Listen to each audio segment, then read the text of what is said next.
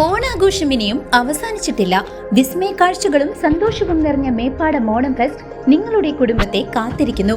കാശ്മീർ താഴ്വരയുടെ സൗന്ദര്യം, വർണ്ണമത്സ്യങ്ങൾ, വ്യത്യസ്തങ്ങളായ പക്ഷികൾ, കുട്ടികൾക്കായി സാഹസിക റൈഡുകൾ, ബോട്ടിംഗ്, വെർച്വൽ റിയാലിറ്റി അനുഭവങ്ങൾ, രുചികരമായ ഭക്ഷണം, വൈവിധ്യമാർന്ന ഉൽപ്പന്നങ്ങൾ എല്ലാം ഒരിടത്ത്. ഒക്ടോബർ 4 മുൻപ് വന്ന് ഈ ആഘോഷത്തിൽ പങ്കുചേരൂ. എല്ലാ ദിവസവും വൈകുന്നേരം 5 മുതൽ രാത്രി 10 മണി വരെ. നിങ്ങളുടെ സായാഹ്നങ്ങൾ കൂടുതൽ വർണ്ണാഭമാക്കാൻ ഉടൻ ചേലക്കര മേപ്പാടം ഓണം ഫെസ്റ്റിലേക്ക് വരൂ. അഖില ഭാരത അയ്യപ്പ സേവാ സംഘം പഴമ്പാലക്കോട് ശാഖയുടെ നേതൃത്വത്തിൽ നടക്കുന്ന ശ്രീമദ് ഭാഗവത സപ്താഹ യജ്ഞത്തിൽ രുക്മിണി സ്വയംവരം ഭക്തിസാന്ദ്രമായി. നിരവധി ഭക്തജനങ്ങൾ ചടങ്ങിൽ പങ്കെടുത്തു. അഖില ഭാരത അയ്യപ്പ സേവാ സംഘം പഴമ്പാലക്കോട് ശാഖയുടെ നേതൃത്വത്തിൽ സെപ്റ്റംബർ 14 മുതൽ 21 വരെ നടക്കുന്ന ശ്രീമദ് ഭാഗവത സപ്താഹ യജ്ഞത്തിലെ രുക്മിണി സ്വയംവര ചടങ്ങുകൾ ഭക്തിസാന്ദ്രമായി. യജ്ഞത്തിന്റെ 5ാം ദിവസമാണ് ചടങ്ങുകൾ നടന്നത്. ബ്രഹ്മശ്രീ മോളേരി രഞ്ജിത്ത് നമ്പൂതിരിയാണ് യജ്ഞാചാര്യൻ.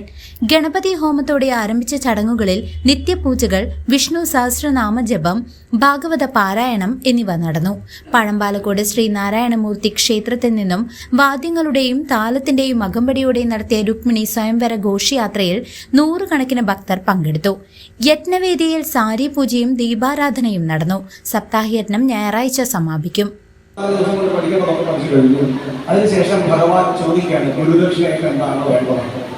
അപ്പൊ ഗുരുനാഥൻ കണ്ണീരോടുകൂടി പറയുകയാണ്, മക്കളെ ഒന്നും വേണമെന്നില്ല, നിങ്ങളെ പോലെയുള്ള ഏറ്റവും ഉത്തമന്മാരായ ശിഷ്യന്മാരെ പഠിപ്പിക്കാൻ കഴിയുന്നതേ പുണ്യം.